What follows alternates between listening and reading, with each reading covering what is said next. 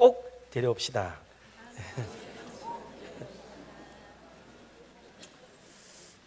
인사가 되게 자신이 없어가지고 부담이 막 느껴서 사랑하는 성도 여러분, 우리가 무엇을 하게 되면 힘을 쓸 때 같이 힘을 쓰는 게 효과가 있습니다.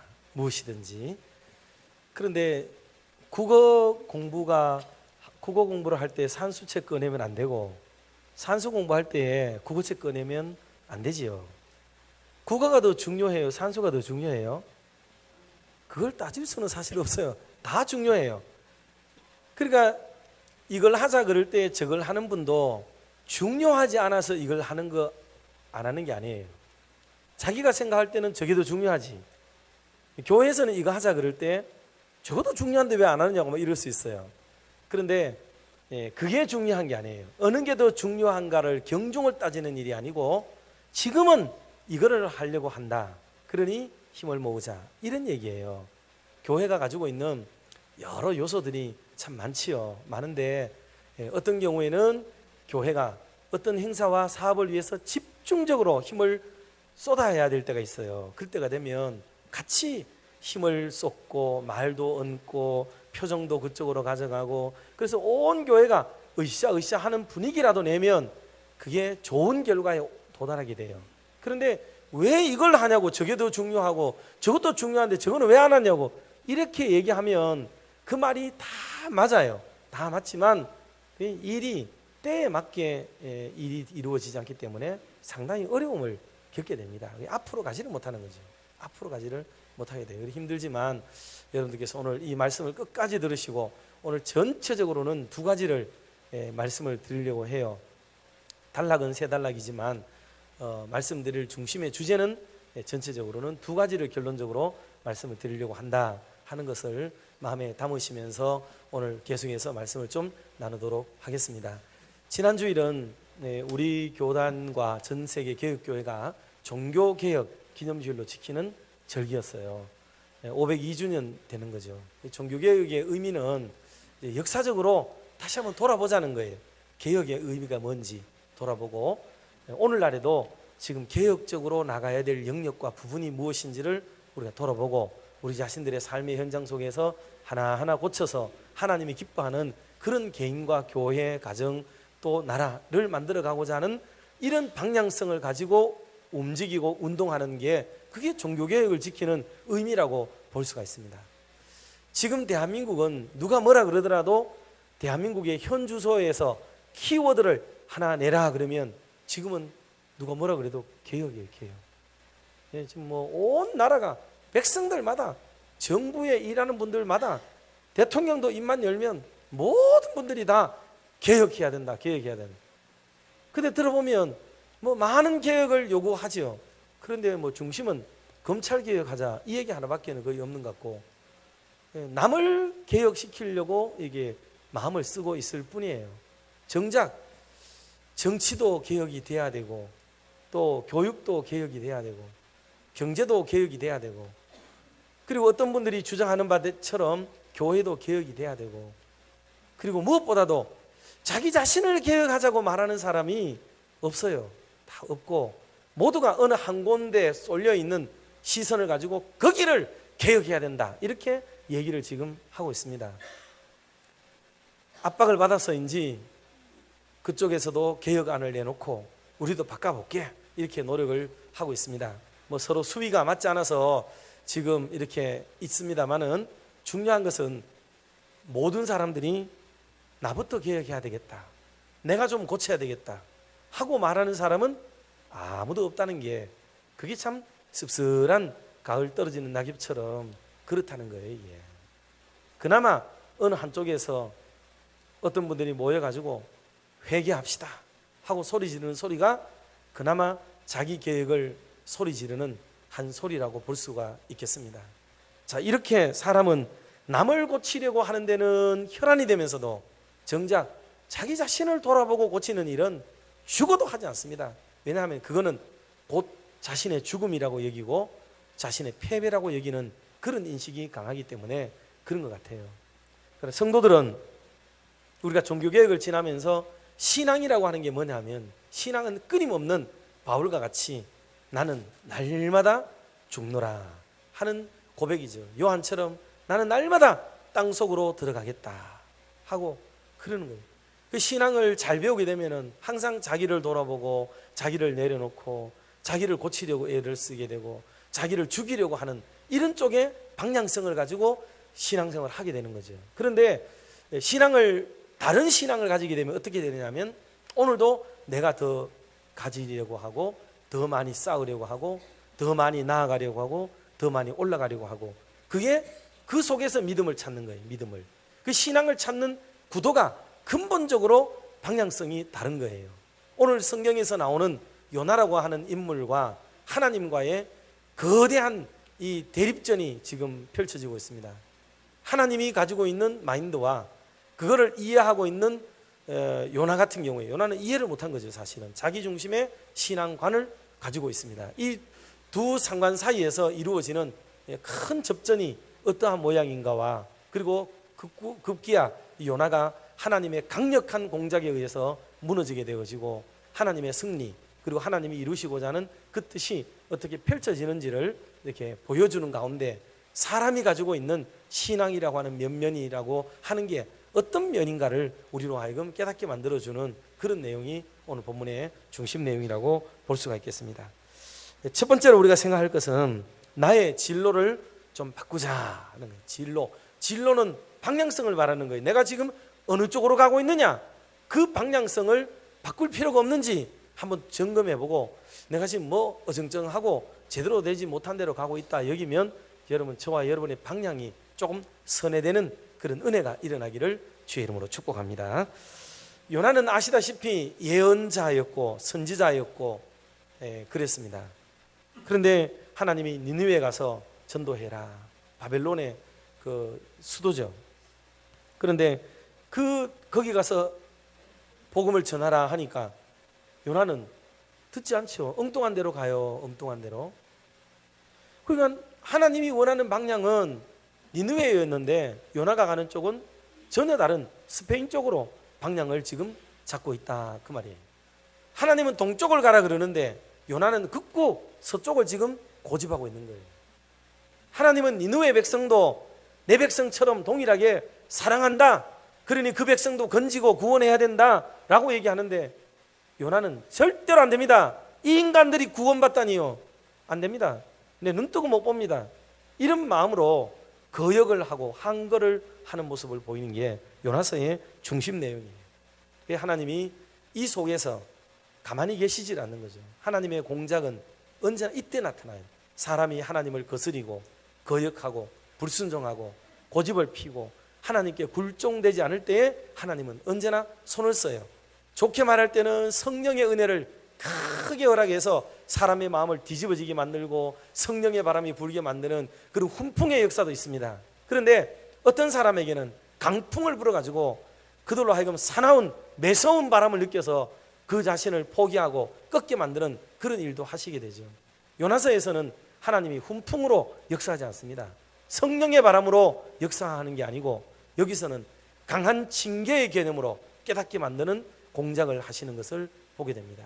그래서 배에서 풍랑을 만나게 만들고 가지고 있는 모든 것들을 바다에 던져야만 되게 만들고, 자기 혼자만 손해보는 것이 아니고 그 공동체에 이르는 배에 탔던 모든 분들에게도 손해를 크게 끼치게 되는 그런 어려운 일을 보게 만드는 일이 생깁니다.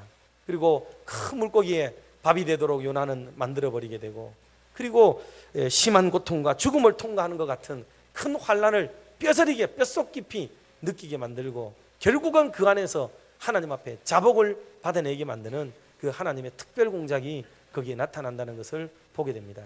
여러분, 이쯤 되면 우리가 똑똑하고 지혜로운 사람 같으면 하나님하고는 붙으면 안 되겠다, 이 생각을 우리가 먼저 가져야 돼요. 하나님께는 우리가 고집을 피고 이래서 안 되겠구나 하고 생각을 해야 됩니다. 사람하고는 끝까지 한번, 왜냐하면 사람은 동격이잖아요. 수위가 같으니까 끝까지 가면은 목내 놓는 사람이 이긴다, 이런 말도 있잖아요. 죽여라 하고 대들면 아이고 됐다 하고 나중에 무너지지 어떡하겠어요. 그러나 하나님이 하시는 방법은 그런 것과는 개념이 다르기 때문에 사람이 하나님을 이길 수가 없습니다. 사람이 하나님 못 이겨요. 그래서 요나가 결국은 깨트려지게 됩니다. 그게 요나서 2장 9절의 고백인데요, 이게 초심으로 돌아가는 그의 고백이기도 합니다. 같이 한번 합독해 볼까요? 나는 감사하는 목소리로 주께 제사를 드리며 나의 서원을 주께 갚겠나이다. 구원은 여호와께 속하였나이다 하니라. 아멘. 구원은 여호와께 속하였나이다. 할렐루야. 자기 마음대로 자기 생각대로 내가 주고 싶은 사람에게 구원을 주고 내가 싫은 사람에게는 구원의 손길이 미치지 못하도록 만드는 거, 이런 거는 우리 중심의 구원관인데 하나님의 구원은 그런 게 아니라는 걸 고백했다는 거죠. 고백을 했다는 거예요. 그리고 자기의 초심이 뭐겠습니까? 처음에는 분명히 제 목숨을 하나님께 드리고 하나님께 순종하고 하나님이 원하시는 대로 내가 다 하고 하나님이 가라면 가고 서라면 서고 말하라면 말하고 제가 그렇게 하겠습니다 라고 고백하면서 그 뜻을 받아들이고 선지자가 되고 예언자가 되고 그렇게 출발했을 것 아니겠습니까? 그런데 어느새 자기의 뜻이 그 속에 확 들어오면서부터 하나님이 왜 이렇게 하시는가 하고 하나님을 대하는 마음이 그 속에 지금 생겨났던 거죠. 그런데 물고기 뱃속에 들어가자마자 하나님께 항복을 하게 되고 이러면 안 됩니다, 제가 잘못했습니다 하고 엎드리고 하나님께서 구원하시고자 하면 어떡하겠습니까? 저 니느웨 사람들도 하나님이 구원하시겠다면 제가 못 말리지요 하고 고백을 하는 그런 장면이 와요. 여기서 충분한 고백이 이루어지면 얼마나 좋았겠어요? 근데 제가 볼 때 이게 좀 살라고 그랬던 것 같고 나중에 나오면 또 달라져요. 이게 또 달라집니다. 자, 그 장면들이 계속 나와요. 그러니 여기까지 우리가 알 수 있는 건 뭐냐면 우리가 하나님이 원하는 방향대로 살아야겠구나 하는 것을 분명히 알 수가 있습니다. 다시 말해서 지금까지는 내 진로가 내 뜻대로 내 뜻을 관철시키려고 하는 쪽으로 살았다면 적어도 물고기 뱃속에 한번 들어갔다 나오는 이런 고통과 경험을 한 사람이라면 이제는 하나님의 뜻으로 삶의 방향을 잡으려고 하는 이런 변화가 일어나야 된다는 사실이에요. 그리고 내 욕심을 채우고 나를 만족시키려는 삶의 방향으로 진로를 설정해서 살아가고 있던 사람이었다면 이제는 사명을 위해서 살아야겠다는 쪽으로 방향을 설정하게 만드는 이 요나의 변화를 우리가 감지할 수가 있게 되고요. 그리고 하나님의 명령 앞에조차도 내 뜻을 앞세우면서 거역하고 불순종하고 항거하던 우리의 마음들이 이제 순종의 마음으로 변화되어지고 방향성이 바뀌어져야 된다는 것을 깨닫게 만드는 것이 바로 오늘 이 본문에서 배울 수 있는 말씀이에요. 사랑하는 성도 여러분, 모세를 우리는 잘 압니다. 모세는 훌륭한 집안에서 태어나죠. 물론 그는 히브리 민족에서 태어났다는 면에서는 어려웠지만은 그러나 참 그 민족의 정신을 배우고 자라나게 됩니다. 두 번째로 그가 살게 된 환경은 정말 날아갈 듯이 좋은 환경에 있었습니다. 그래서 애굽의 대통을 이을 큰 유망주였던 사람이었죠. 그런데 그는 하루아침에 히브리서의 말씀에 보면은 그 모든 것들을 금은보화들을 애굽의 금은보화들을 다 버리고 차라리 하나님의 백성들과 함께 고난받는 것을 더 좋아하는 쪽으로 방향이 선회되어졌다고 성경은 얘기를 하고 있습니다. 가려던 방향하고 하나님이 원하는 방향하고 달라졌어요. 이게 바로 우리 중심의 생활하고 하나님이 원하는 것하고의 다른 점이 여기 있다는 것을 말씀했습니다. 언젠가도 말씀을 드렸지만은 나이팅게일이라는 그런 분도 여러분 잘 아시죠? 참 훌륭한 간호사라고 봐야 되겠죠. 참 대단한 분 아닙니까? 그런데 그분이 30살에 이런 고백을 하게 돼요. 내 나이 오늘 30이 되었다. 예수님이 사명을 시작하신 나이이다. 내가 십자가를 지신 예수님을 제대로 따라가고 있는가? 아니다. 나도 참 크리스찬이 되어보자. 오늘부터 나를 위한 인생이 아니라 이웃을 위한 인생을 한번 살아보자. 이런 각오를 30살에 해요. 그래 그때부터 그의 인생이 바뀌어져서 전에는 직업적인 간호사가 되었다면, 그렇게 살았다면 이제부터는 진짜 이웃을 위한 백의의 천사가 되고 사랑의 사도로 그의 인생을 살아서 오늘에 이르도록 그분의 이름이 칭찬을 받는 아름다운 사람이 되었습니다. 여러분, 오늘 우리들도 훌륭한 사람이 될 수가 있죠. 위대한 위인이 될 수 있습니다. 그거는 어떻게 사느냐 하면 방향을 한번 선회하고 바꾸면 됩니다. 자기를 향하던 방향을 이웃을 향한 방향으로 전환하고 욕심의 방향을 부르심의 방향으로 선회하고 반항의 방향에서부터 순종의 방향으로 이 방향을 한번 바꿔보면 저와 여러분의 인생은 더 보람있고 알차고 하나님 앞에 사람 앞에 인정받는 멋진 생애가 될 줄로 믿습니다. 이 방향을 바꿔야 돼요. 마태복음 22장 39절에 보니까 내 이웃을 내 자신같이 사랑하라는 말씀이 있습니다. 여러분, 이 말씀의 의미가 뭐겠어요? 나를 사랑하는 삶을 계속 살아왔는데 이제는 내 이웃도 이제는 내 자신처럼 사랑 한번 해봐라, 그런 말씀 아니겠어요? 이웃과 내가 항상 같이 있지만 나는 내 중심으로만 살아왔다는 거죠. 나를 사랑하고 나를 우선하고 살았는데 이제 이웃에게 시선을 돌리고 거기에 눈을 좀 주고 그런 인생을 좀 살아보라고 주님이 권면하시는 말씀이 바로 이 말씀이라고 바로 들어야만 할 것입니다. 자, 그래서 오늘 우리의 삶의 방향이 하나님이 기뻐하는 방향으로 바뀌어지기를 주님의 이름으로 축원합니다. 두 번째로는 울타리를 좀 넘었으면 좋겠어요. 울타리. 우리의 울타리를 단단하게 치고 삽니다. 제가 옛날에 서울에 올라가 보니까 서울 한남동이요. 지금은 뭐 강남이나 이쪽으로 축이 옮겨졌지만은 제가 서울 올라갔을 그때 당시 79년, 80년 요때는요. 그 서울의 그 진짜 부자 동네를 한남동이라고 그랬거든요. 거기 가면 와, 그 위로도 넘어갈 수 없도록 담을 쌓고 철조망을 올리고 그것도 넘을까 싶어가 다시 꼬부랑하게 만들어가지고 도저히 넘을 수 없도록 만들고, 들어보니까 몇몇 집들은 전기도 통하게 만들어놔가지고 들어가면 감전되고 막 그래 된다는 그런 얘기도 들을 정도로 한남동 거기 하얏트 호텔 밑에가 엄청난 부자들이 사는 동네라고 들었습니다. 그래서 저는 반대로 생각하니까 저 집들은 맨날 감옥에 들어가는 것처럼 느껴지더라고요. 바깥에 이렇게 자유스럽고 활발하게 거리를 다니거나 자유스럽게 이렇게 다니고 하는 것을 못해요. 그분들은요, 딱 나올 때부터 까만 승용차에 탁탁 올라가지고 댕기고 어디 가도 자기를 드러내지는 못하고 살아야 돼요. 저 외진데 가서 해야 되고, 어디 대중인데 나오면 항상 모자 쓰고 선글라스 쓰고 얼굴 다 가리고 그래가지고 먼 것처럼 해가 댕겨야 되고, 그리고 차를 타도 맨날 시커먼 걸 타야 되고, 항상 이렇게 숨어 지내는 같은 그런 느낌을 저는 그때 받았어요. 그래서 이분들의 삶이 정말 행복할까? 돈을 쓰고 뭐 이런 거야 좋겠지만 참 그렇다 하는 생각을, 저는 그게 되게 불편스럽게 여겨지는 그런 생각을 많이 가졌습니다. 여러분, 울타리를 꽉 치고 살면 그 안밖에 몰라요. 그 안밖에. 밖에서의 자유로움을 사실 모릅니다. 옛 어른들은 이미 이 진리를 아셨어요. 그래가지고 우물안 개구리라는 말을 많이 썼습니다. 한 동네 안에서 큰 소리 치고 살고 목소리 높여가지고 뭐 이렇게 핏대를 막 세워가면서 얘기하지만 결국은 그 안에 그거밖에 모르는 거죠. 그 아이들이 자라면 꿈을 꾸게 만들고 비전을 갖게 만들고, 그 말의 뜻이 뭐겠어요? 비전과 꿈이 뭐겠습니까? 그거는 울타리 넘는 걸 의미하는 거예요. 울타리 넘는 거. 그래서 저희들이 어릴 때 꿈을 꾸는데 뭐 이런 꿈을 많이 꾸잖아요. 막 온 들판과 산을 막 껑충 막 뛰고 넘어가는 그런 꿈 혹시 꿔보셨어요? 저는 어릴 때 얼마나 그 꿈을 많이 꾸는지.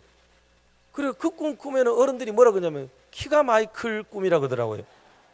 걔 코가 뭐가 키가 커요. 저요 이틀 거리로 그 꿈 꿨어요. 맨날 껑충 뛰댕기는 꿈을 꿨거든요. 그래 막 온 들판이 그냥 한 논바닥, 이게 그냥 한 발자국이야. 한 발자국 이래 날아댕기고 막 절로 펑펑 갔다 산을 넘고 막 들을 지나고 막 이래 댕기는데 키 안 커요. 그거 요만합니다. 요만. 그건 키 끄는 꿈이 아니에요. 그게 제가 볼 때는 아닙니다. 그거 막 꿈꾸는 해몽해 놓는데 보면 막 그게 키 끄는 거라 하고 막 이런 사람 많았어요. 저는 그 꿈을 너무 자주 꿨는 거예요. 그게. 근데 알고 보니까 제가 경험상을 볼 때는 그건 그런 꿈이 아니에요. 그거는 진짜 하나님이 이렇게 넓은 곳을 다니게 만드는 이 신명기의 말씀처럼 그 산과 들을 네 발날에 두게 만드는 그런 꿈이더라고요. 저는 그걸 나중에 신학을 배우고 성경을 읽으면서 그걸 알게 됐어요. 이거는 울타리를 넘는 꿈이다. 울타리를 넘는 꿈. 이 꿈을 하나님이 저에게는 그렇게 어릴 때부터 주셨구나 하는 생각을 저는 가져보면서 사는 성도 여러분, 울타리를 넘도록 만들어줘야 돼요. 울타리를 너무 견고하게 치지 마세요. 요나는 울타리를 치고 살았어요. 자기 민족, 자기 백성, 유대민족, 이스라엘, 하나님이 선택한 백성, 요것밖에는 몰라요. 요것만 진짜예요. 우리만 선택되었고 우리만 거룩한 백성이고 저 니느웨는 멸망받아야 될 인간들이고 하나님 사랑하지 않고 전부 다 징벌을 받아야 되고 저주를 받아야 될 백성이라고 여기는 그런 소견을 가지고 있는 사람이 그게 요나였습니다. 요나는 울타리를 못 켰어요. 그러니까 그는 신앙을 가져도 하나님 중심의 신앙을 가진 게 아니에요. 사람 중심의 신앙을 가지게 되면 언제나 내가 판단하는 거예요. 내가 딱 보고 마음에 드는 사람은 좋은 사람, 내 마음에 안 드는 사람은 저건 나쁜 사람, 내가 봐서 괜찮다고 여기는 사람은 좋은 신앙을 가진 사람, 내 마음에 들지 않은 사람은 저거는 거의 준 사탄이고, 이렇게 생각하는 분별법을 가진 사람들이 무척 많아요. 무척.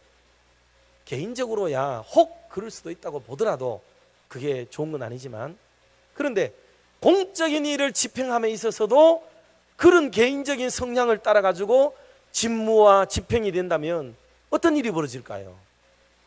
돈 지갑을 들고 있는 사람이 자기 마음에 드는 사람은 돈 주고 마음에 안 드는 사람은 돈 안 주고, 이거 환장할 노릇 아니겠어요? 이게 이런 일이 실제로 일어나잖아요. 우리가 사는 세상 속에 이게 온당하지 않다는 거죠. 온당하지 않다는 거죠. 개인의 사견을 가지고 공적으로 군림을 하고 사용을 하려고 하는 이런 폐단이 일어나게 되면 하나님의 공의가 완전히 가로막히게 되고 불편하게 되는 거죠. 그 사적인 것과 공적인 것도 구별해야 되고, 그 사적인 것마저라도 넓은 생각을 가진 사람하고 좁은 그 울타리 안에 있는 사람의 생각과는 차이가 사뭇 큽니다. 그게 크죠. 이런 말씀 드리면 어떻게 생각할지 모르지만은 한두 번 드린 것은 아니에요. 제가 우리 교회를 참 잘 만나서 감사했고, 꿈을 꾸는 것처럼 이렇게 비행기도 많이 타고 많이 이렇게 보고 견문도 넓히고 식견도 참 많이 가졌습니다. 우리 원로 장로들 여기 계시지만은 제가 장로들 시무할 때 말씀드렸어요. 제가 어디 세미나 이런 데 많이 안 쫓아다니고 제가 이 선교, 하나님 기뻐하는 이 선교에 집중하고 그런데 쓸데없이 왔다 갔다 많이 안 하고 그래 안 하겠습니다. 꼭 필요한 게 있으면 몰라도 그러지 않고 어디 가서 일주일 가서 세미나 하고 어디 가서 3일 가서 갔다 오고 맨날 그런 데 갔다가 이래 하는 거 큰 효과 있겠지만은 그런 거보다는 하나님이 기뻐하는 일을 하고, 그리고 저는 식견과 견식을 넓히고 그렇게 하는 쪽으로 하였으면 좋겠습니다 하고 말씀을 참 드렸어요. 장로들이 그렇게 선하게 여겨주셔가지고 참 많은 걸 보고 참 많은 것을 경험했어요. 그래서 세상이 넓은 것도 봤지만은 그 세상이 가지고 있는 흐름과 그리고 세상의 구조와 그 속에 담지하고 있는 하나하나의 그 나라들만의 특색과 이런 것들과 그 속에 있는 그리스도인들의 그 역사와 흐름들을 이렇게 보는 그런 안목들을 하나님이 특별히 잘 배우도록 가르쳐 주셔서, 목사는 언제나 장로님들만큼 큰다는 말이 있어요. 교인들은 목사만큼 크지만은 목사님은 장로님들만큼 커요. 장로님들이 어떤 수준을 가지고 있느냐에 따라서 목사가 좁아 터지게 살 수도 있고 넓게 살 수도 있고 그렇게 되는 거죠. 상호 그렇게 영향을 주게 되는데, 지난날 동안에는 어쨌든 간에 하나님이 기뻐하는 큰 일들을 감당하게 되고 넓은 세상에서 그렇게 보는 것을 느꼈습니다. 그러고 보니까 아까 말씀드린 대로 세상의 그 꿈들이 제가 볼 때는 그게 그 꿈이에요. 그게. 그래서 다니면서 불을 찌르고 불을 내가지고 곳곳마다 성령의 불이, 복음의 불이, 그 은혜의 불이, 사랑의 불길들이 막 타오르도록 만드는 그런 일들을 하나님이 그걸 하도록 그렇게 하신 것인가 하는 그런 생각을 가져보면서, 저는 우리 다음 세대들이 좁디 좁은 세상 속에서만 살지 말고 좀 넓은 세상 보고 그런 큰 꿈을 가지고 살아가는 그런 사람들로 성장하기를 진심으로 저는 바랍니다. 저는 총에 올라가서 총에 많은 어른들을 만나 뵀어요. 대구 경북 지역에서는 제가 인기가 많이 없습니다. 왜냐하면 어린 나이에 너무 빨리 성장했고 좋은 교회 40살에 왔고 대경노회 목사님들만 200수십 명인데 제 서열이 5번이에요. 5번 아세요? 5번째예요. 5번째. 얼마나 빨라요. 그 사람 질투해요. 그러니까 그동안에 대구에 있으면서 교직자협의회장, 강북목회자협의회장, 북교협회장, 또 강북경찰서 경모 등을 비롯해서 내놓으라 하는 걸 다 했어요. 어린 나이에 젊은 나이에 그런 걸 할 수가 없는데 하나님이 그런 걸 다 경험했어요. 그러니 대구에 있는 분들은 저를 견제하지 좋아하지 않아요. 그런데 총회 가면 전라도 분들도 계시고 충청도 분도 계시고 서울 분도 계신데 그쪽 분들은 저를 굉장히 좋아해요. 그래가지고 총회 6번 나갔는데 6번 다 특별위원을 다 할 정도로 그쪽 분들이 저를 막 계속 세워주는 거예요. 그래가지고 제가 나가면 인기가 좋아요. 들어오면은 별로 인기가 없습니다. 이게 선지자가 자기 고향과 집에서는 환영을 못 받는다는 말과 똑같아요. 희한하게 밖에 나가면은 인정을 받고 막 사랑을 받고 이러는데 안에서는 이게 좀 잘 안 되더라고요. 뭐 어쨌든 간에 그렇습니다. 그런 것처럼 그런데 제가 총회에서 얘기를 드렸어요. 어른들에게. 우리 GMS 본부가 저 월문이 꼴짝이 있는데 GMS 본부라고 하면서 대한민국 중심도 아니고 저 월문이 꼴짝이 있어가 그거 한번 가면요 너무 힘들어요. 멀어서 저는 오라 그래도 그거 잘 안 갑니다. 거기는 선교를 너무 좋아하지만은 너무 멀어가지고 잘 못 가요. 그래서 그리고 더불어서 해외에 선교 본부를 만들어야 됩니다 하고 주장을 해요. 해외에다가 우리 교단이 선교센터를 하나를 잘 만들어 놓으면 선교사님들이 비자 발급을 받기 위해서 한국까지 와야 돼요. 지도 보면 알지만 대한민국이 동남아하고 멀어요. 그런데 왔다가 가면요 150만 원 들어요. 비행기 값이 싸도 100만 원이고 뭐 등등 들고요. 한 교회에 왔다 가면요 그 교회 성도들 다 헌금해 줘야 되고 돈을 수백만 원을 지출을 해야 될 형편이 돼요. 비자 때문에 그래요. 1년에 2번 해야 되거든요. 그런데 동남아에 선교센터를 하나 하면 옆에 동네에서 펄짝 왔다가 가면 돼요. 버스 타고 와도 되고 비행기 타고 오면 되고 비행기 타면요 왕복 5만 원짜리도 있어요. 15만 원도 되고요. 아무리 많아도 20만 원이면 동남아에 왔다 갔다 다 해요. 그래서 거기에 선교센터를 잘해서 선교사님들의 비자 갱신을 하면 되는데 우리 교단만 선교사가 2,500명이에요. 2,500명. 그러니까 선교사님들이 비행기 값으로 날아가는 돈이 얼마냐? 여러분 계산 한번 나중에 해봐요. 상상도 못할 돈이 나가는 거예요. 그러니 해외에다 이런 거 좀 하자. 그리고 그렇게 하는 김에 해놓으면 우리 각 교회들이 젊은 청년들이 배낭여행도 많이 하고 해외도 많이 가는데 불시에 무슨 일을 당하면은 그 가까운 선교센터로 피신하고 거기서 보안도 받고 거기서 이 보호도 받아서 얼마나 좋을 수 있는 그런 길들이 열리느냐 하고 제안을 하는데 돈 낼 사람이 없어가 못해요. 예. 그리고 오늘 오후에 전국 남전도회 회장님이 온다 그러길래 제가 1억이나 2억 좀 달라고 그러려고요. 그래가지고 우리 내년에 대경노회 이름으로 여러 교회들이 모아서 하나 해놓으면 대구 경북 지역에 있는 교회들만이라도 이런 훌륭한 혜택을 받을 수 있는 길들이 열리지 않을까 하는 비전을 가지고 있습니다. 여러분 그러면 우리 다음 세대들이 해외에 나가보면 여기도 대구 칠곡중앙교회, 저기도 머릿돌에 대구 칠곡중앙교회, 우리 교회가 130개 이상을 지금 짓고 있는 교회까지 합하면 한 140개 교회를 해외에다 지금 했어요. 엄청나게 많은 것들이 이루어져 있습니다. 앞으로 다음 세대들이 곳곳마다 가보면은 전부 깜짝 놀랄 만한 일들이 여기서는 안 보이니까 몰라요. 가시적인 결과를. 그래 밖에 나가서 진짜 어려운 일들 당하고 여권 들고 가다 힘든 일을 만났을 때 대구 칠곡중앙교회가 세운 교회야 하고 우리 교회 교인이라고 들어갔을 때 그들이 홀대하겠습니까? 놀라운 일들이 일어날 거예요. 상상도 못할 일들이 이후에 일어날 겁니다. 저는 그런 큰 그림을 보고 지금 어쨌든 간에 이 목회 현장을 지키고 나아가고 있고 그동안에 우리 원로 장로님들, 현재 시무 장로님들 등을 비롯해서 이 비전에 공감하고 같이 동참해 주신 일에 대해서는 진짜 감사를 드려요. 그래서 울타리를 넘는 일이 너무너무 중요해요. 이 벽을 깨지 않으면은 사람의 성장이 되지 못해요. 이게 깨져야 된다. 이게 깨져야 돼요. 생각해 보세요. 요나는 자기 마음에 좋은 거 나쁜 것만 따졌지 하나님이 좋아하시는가 안 하는가에 대해서는 신경 쓰지 않은 거예요. 여러분 요나가 하나님 중심의 믿음을 배웠더라면 하나님은 니느웨 백성도 사랑하시는구나. 요거 하나만 딱 깨달았으면 그랬으면 됐어요. 그런데 자기만 사랑하고 자기들만 좋아해야 되는 줄로 생각을 하는 좁은 의미의 하나님만 깨달았던 거예요. 그런데 창세기 1장은 하나님은 천지와 온 우주를 우리 하나님이 지으신 창조주 하나님이신 줄 믿습니다. 창조 신학이 제대로 들어가게 되면 하나님이 어떤 하나님인지를 제대로 알게 되면 그 다음에 문제들은 다 해결돼요. 그래서 이 문제가 대단히 중요한 문제였어요. 여러분 이것은 일상에도 그대로 퍼져나와요. 일상에도. 그래서 이렇게 마음이 좁은 사람은요, 옹졸하게 되면 이웃을 담아내는 그릇이 부족해요. 믿지 않는 자가 들어오면 못 받아내요. 이 우리가 알아야 됩니다. 우리 교회에 믿지 않는 분들을 많이 보내주셨어요, 하나님이요. 처음에 우리 부임해가지고 한 10년 동안은요, 연 250명씩 우리 교회에 등록했어요. 200명, 250명씩. 10년 동안. 몇 명인 줄 아세요? 예, 계산이 좀 불가하죠. 아니, 믿어지지가 않죠.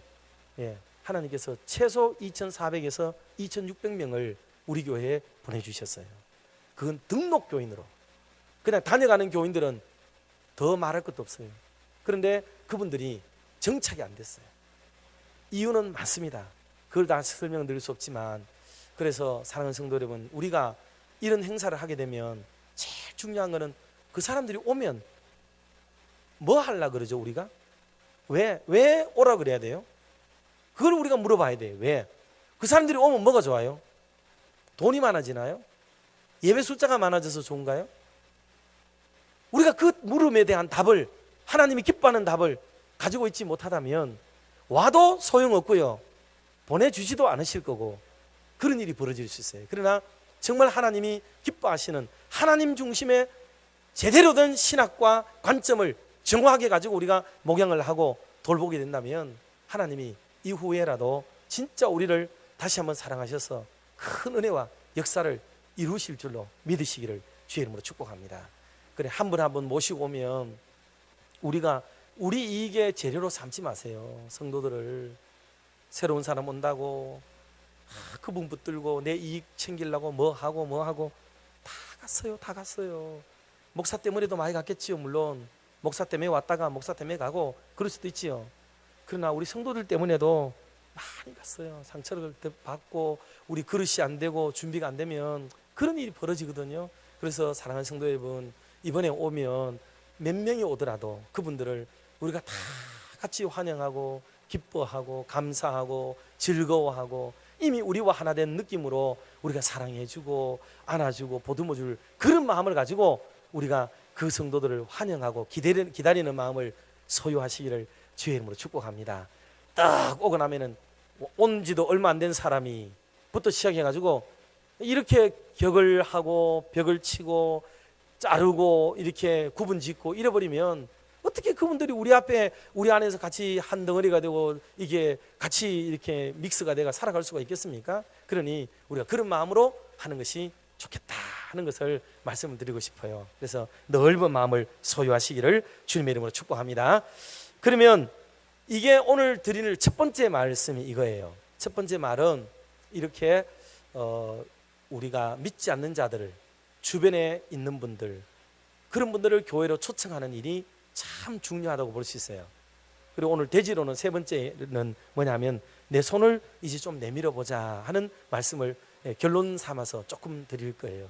그게 두 번째로 드리고 싶은 오늘 본 뜻인데, 이것은 뭐냐면 우리가 믿지 않는 자들을 교회로 초청하는 것도 대단히 중요한 일이고 필요한 일이에요.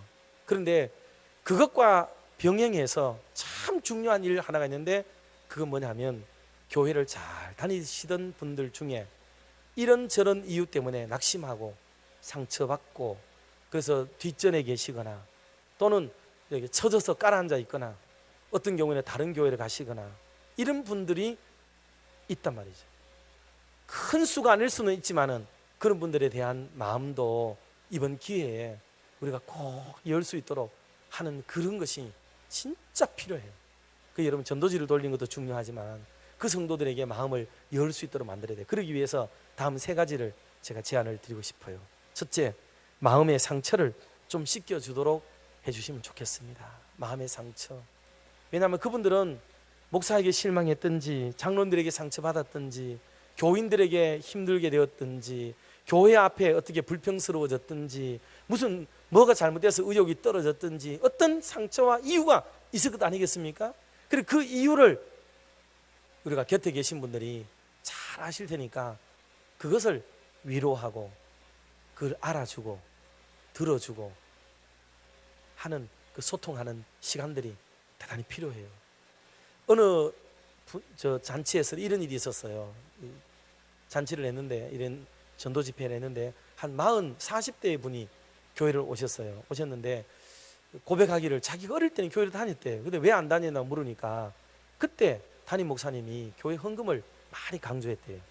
그리고 자기 주일학교 선생님도 또 헌금을 덩달아서 강조를 하게 되는데, 주일학교인데 헌금 안 가져왔다고 선생님이 집에 돌려보냈어요. 가져오라고, 빨리 가서 가져와라. 그래 애가 집에 가서 엄마인데 헌금 줘 이래. 애들 표현이 그렇잖아요. 뭐 설명을 하겠어요, 뭐 하겠어요. 헌금 줘 막 교회 갔다 왜 돌아왔어? 선생님이 헌금 가져오라 그랬어, 뭐 이래 얘기했겠지요. 그래 엄마도 화가 나게 없다, 실제로 없고 가라. 그러니까 애가 엉엉 울면서 다시 왔어요. 선생님이 헌금 안 가져왔다. 니는 어릴 때부터 똑바른 걸 배워야 되지, 하나님께 바치는 걸 바로 배워야 될 거 아니야. 선생님의 얘기도 하나도 그럴 건 없어요. 또 보냈어요. 그러니까 스님 엄마가 막 화가 나가지고 얘가 돈이 없어가 그런데 왜 그러냐고 막 화를 내가 그냥 세미나 가서 없다 그래 막 화가 막 냈어요. 그리고 애가 또 엉엉 울면서 교회 왔어요. 선생님도 자존심이 막 생기고 이때 버릇은 안 고치면 안 된다고 생각했겠지요. 또 보냈어요.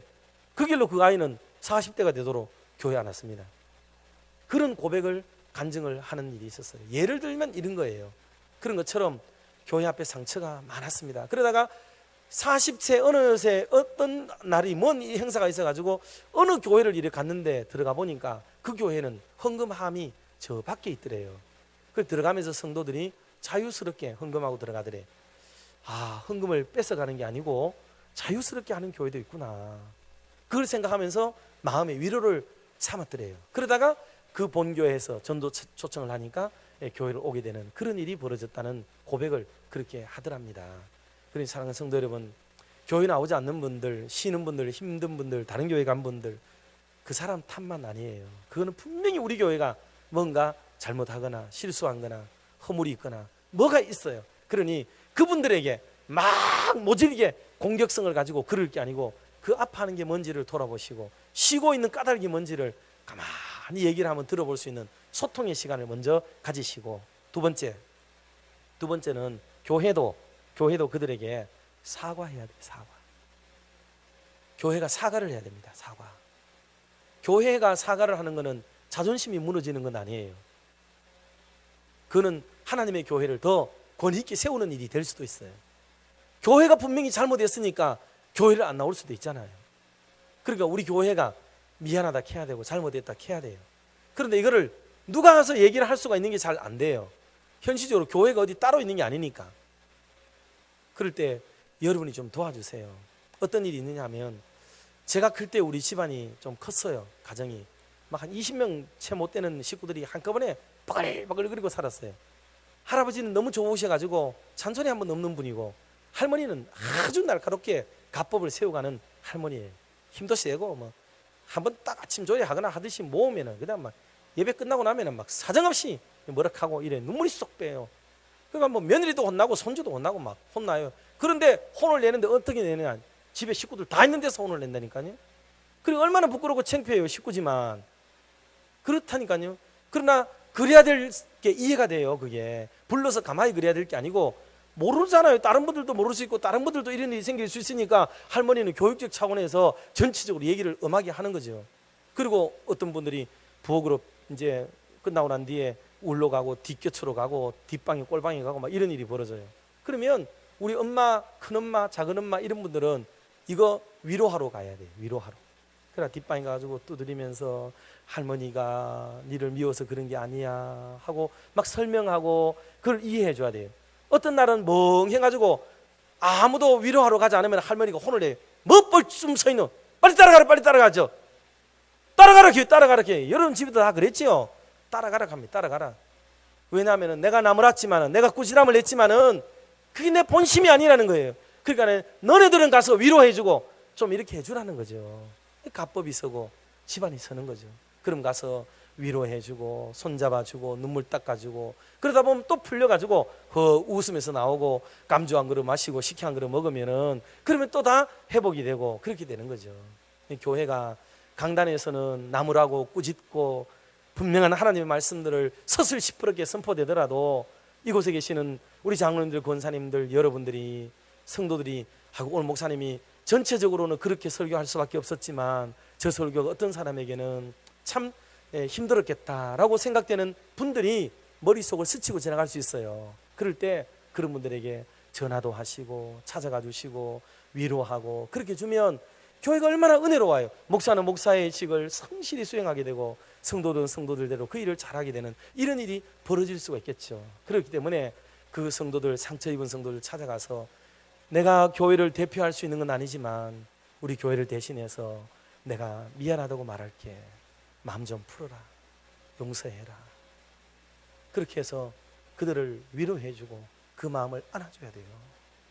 그게 안 되고 그들은 겨우 교회를 떠났을 뿐인데 마치 하나님을 떠난 것처럼 얘기한다든지, 교회의 허물 때문에 나갔는데, 교회의 부족함 때문에 나갔는데 그 사람에게 무슨 문제가 있는 것처럼 얘기를 한다든지, 우리가 그렇게 막 몰아붙이고 싸잡아가지고 이렇게 하는 일은 그는 그 사람들을 더 힘들게 만드는 일이 될 수가 있거든요. 그래서 이런 기회에 저 바깥에 있는 분들에게 전도해서 교회 오라고도 소리를 질러야 되지만은 그래 될 따놓으면 뭐 하겠어요. 또 상처받아 나갈 텐데 그 악순환이 반복될 거 아니겠어요. 그러니 교회가 우리가 고쳐야 될 게 뭔지 하고 싶은 말이 있으면 속 시원하게 얘기해라. 그러면 교회도 수용하는 자세를 가지고 그런 얘기를 잘 듣고 고치려고 노력을 하고, 서로가 말하는 게 어떤 것인지 모르면은 좀 더 대화를 해서 그 서로의 필요와 요구가 뭔지를 잘 듣고 이해하려고 하는 이런 태도, 이게 필요하죠. 원래부터 우리가 그랬더라면 아예 그 사람은 나가지도 않았을 수 있어요. 근데 이제라도 우리가 이걸 깨달았다면 이제라도 이게 교회가 교회 차원에서도 사과가 하고 미안해하고 용서를 구하는 이런 마음으로, 담임 목사도 필요하면 그래야 되고 장로님들도 그렇게 성도들을 미안한 마음으로 얼싸 안아줘야 되지. 교훈하듯이 책망하듯이 네 집사가 돼가 그러면 되냐, 권사가 돼가 교회 안 나오고 그러면 되냐, 이렇게만 말해가지고는 될 일이 아닌 거예요. 그게.